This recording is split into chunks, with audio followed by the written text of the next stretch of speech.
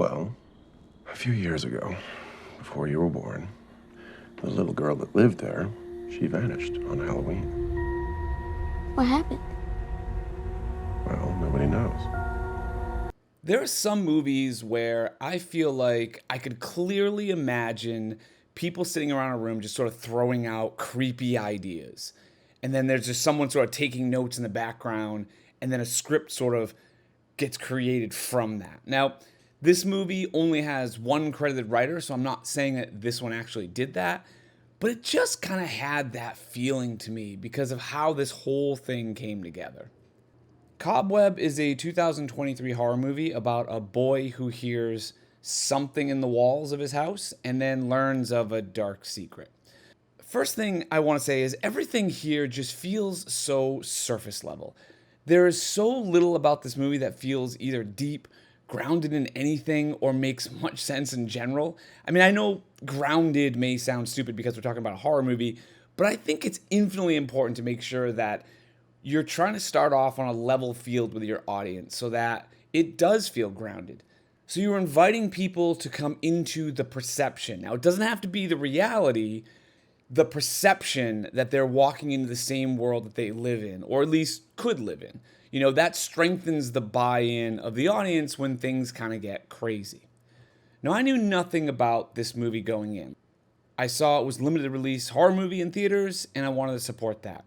I noticed that Lizzie Kaplan and Anthony Starr were starring in it. And I love Lizzie Kaplan. Like, she's always fantastic. And I'd only seen Anthony Starr in The Boys, where he plays Homelander, which is a fantastic performance of a very nuanced evil character. But I was very curious sort of what he would do in a different type of role. However, for some reason, what I got was Anthony playing basically a very similar character to Homelander, just not superpowered. And Lizzie Kaplan plays a weird, disjointed, and kind of all over the map performance where she comes off as either stilted or controlling or part of a weird couple one moment and then terrified of her husband the next. It kind of made me wonder if we're actually seeing the whole story for this movie.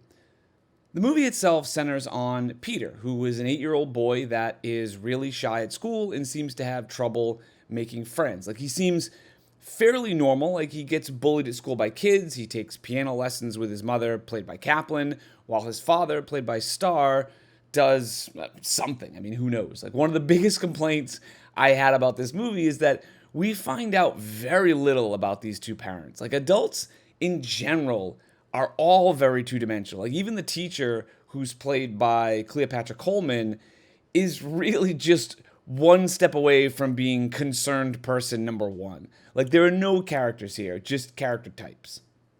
Anyway, Peter lives in an old house in Pennsylvania, which for some reason, the entire backyard of the house is filled with pumpkins. Like, I don't understand this element of it, and the movie never really explains it. Like, they refer to it as a garden, but that's the weirdest garden I have ever seen. Like, it's just chaos pumpkins. And to be honest, there is like a weird pumpkin fixation in this movie in general. Like, the mom makes pumpkin muffins. She has a scene destroying pumpkins. It's a whole thing. And I don't even want to touch on the idea that the main character's name is Peter, like the nursery rhyme Peter Peter Pumpkin Eater. Who the hell knows? At one point in school, every kid gets a giant pumpkin to paint and take home. Now, I know it's supposed to be before Halloween, but Jesus, enough with the pumpkins. Like, who is giving these giant pumpkins to these kids? Like, tiny pumpkins. That's the school version. But hey, I mean, we needed a scene where Peter's pumpkin gets smashed by the school bully. But I'm actually going to come back to this moment a little bit later on. So one night, and literally it's just one night, our old friend, Mr. Inciting Incident, nowhere to be found. Peter goes to bed and he hears something in the walls. He taps on the walls and something taps back. He gets scared, runs to his mother, who tells him it's nothing, it's just an old house, nothing to be scared of. However, the next night, Peter hears it again and he hears a voice coming from inside the walls. It's the voice of a little girl who offers him friendship, something that he desperately needs. Now, it's the next day when Peter gets his giant pumpkin and the bully boy smashes the pumpkin in the playground.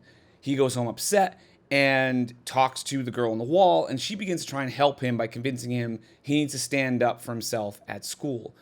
The following day, the bully boy, re-enters the classroom and apologizes to Peter and gives him a new giant pumpkin. Okay, because this movie gets a little wonky in how it tells its story, I'm going to issue a spoiler warning here, even though I probably could go a little further, but there are a couple things I don't want to just kind of blurt out, so just fair warning going forward. Now, one of the things that was the central question for me about this movie was, is this girl real, like in that movie The Boy, or is she supernatural, like the movie The Black Phone? After this incident, it seems to me to be supernatural, because the bully hurts Peter, she got mad and did something to the boy to convince him to apologize and give him a new giant pumpkin. And the movie kind of rides that line for a bit on whether or not she's real. But ultimately, it turns out she is 100% real, which that's fine if that's where you want to go. But if that's the case, it starts to open up a series of questions, not least of which is, why did the bully apologize? The story makes it seem like she had something to do with it, but we also know that she can't get out of the house on her own. None of that is explained. However, this apology by the bully boy apparently isn't good enough for her, so she convinces Peter to push the bully down the stairs, which he does, breaking the bully's leg. Peter's parents, on the other hand, get super pissed at this and decide to send Peter into the basement as punishment.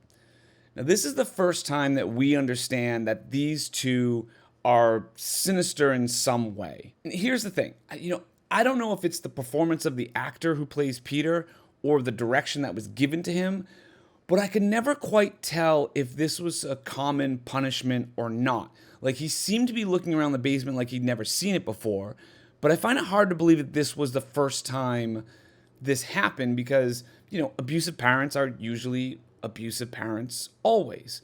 It's worth noting here that the basement door is behind the refrigerator for some reason because, well, I guess of course it is. And I just don't understand that. Like, that reminds me once again of that ideas room. I mean, it's just a standard basement and houses have basements, so why hide it? Oh, wait, because it's cooler to be behind the fridge. And that is an unintentional refrigerator joke. So after Peter comes back from the basement, the girl behind the wall tells him that she is actually his sister and their parents are evil and locked her in the walls and that she needs his help in order to get out. She then directs him to a spot in the quote-unquote garden where Peter finds a small skull, presumably of this local missing girl that we'd heard about earlier. It's also important to note something here. Peter calls his teacher for help because for some reason she wrote a phone number on the test that somehow the mom didn't notice, even though she was super suspicious of her from the beginning, but whatever. So Peter calls her for help, and the mom just gets mad about it, ushers him into his bedroom and says, wait till your father comes home. Pretty standard, but that's all that really happens. And the reason why this is important to note is because in the very next scene, Peter poisons his parents' stew with rat poison. He poisons their food with rat poison and they die horrifically. Like, talk about going from 0 to 10. Other than the one time that they lock him in the cellar, we never really see any other forms of abuse of Peter. And actually, he seems to have a fairly decent relationship with them in the beginning. So where does this come from? Like, did she really convince him in that one incident to kill his parents? The worst part is because the parents die so quickly, we never really get their side of the story. Like, what was their reasoning, their motivation? They just lived and died as two-dimensional characters, which is boring. Also, not for nothing, if they actually did have a deformed child before Peter, like, that kid's on the fucking grid, man. Like, how do you just hide a kid? She has a birth certificate, doctor's appointments. People would know about her if they lived there for a long time, which it clearly seems they did, given the amount of things inside the house that she was trapped in. Like, it's all a very convenient story point, something that would never work in reality, but so easy to just write into a script. Anyway, long story short, the girl gets out, kills a bunch of people. Now, remember the boy who broke his leg? Yeah, his cousins or older brothers or something decide to just show up at the house in order to terrorize Peter, I guess. Like, that felt like the biggest tacked on nonsense in a movie I can remember in recent history. That is the definition of cannon fodder. Like it was a producer note or something. Like, oh, we need more kills, find more kills. Oh, well, how about a bunch of youths just show up and start trashing the place like they're part of the purge or something? Like, what was their plan if the parents were home? Like, were they just gonna attack the whole family with hockey sticks and masks? This also brings up the question again of, is this girl supernatural? Because she moves around the house like she is, like she's climbing up the walls and ceilings. She seems to have an insane amount of strength, but yet she says she was just born weird. So, I mean, who knows? Because the story is so vague, it never really tells us. I mean, to be honest, this script as a whole felt very haphazard and disjointed at times. Like, this movie was entirely pieced together in the editing room after they sort of looked at what they had shot. I really wonder if there was more of this story somewhere. Why were their parents so evil? Like, they seem to fluctuate between normal and crazy almost scene to scene. Also, it's not like this family just moved to this house. Why did all of this happen now? So this girl was around the entire time the boy was, and she just never said anything, and he just never noticed until right this moment?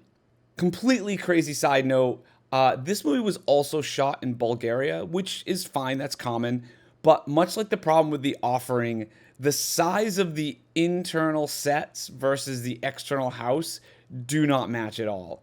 I also wonder if both of these movies were shot on the same soundstage, just with different sets, given the size of this thing. Anyway, I will say, I really liked the monster itself in the movie. Like, she had some really nice moments. The giant hair is kind of interesting, if she was supernatural anyway. But if she was just a girl, then it's just like, well, why the long hair? Why wouldn't the mom cut her hair? She clearly cared and fed her in the years leading up to this. Why did she leave her to have like 12 feet long of hair? Outside of the sort of nice monster scenes that we've seen, I just didn't love the direction as it pertains to the actors. Like, everything felt too broken and surreal. And although the movie looked good, the clearly a set element style of it was a bit too strong. But hey, at least it wasn't a jump scare-a-thon. That's a plus. I'd give this movie a C-, but let me know what you think.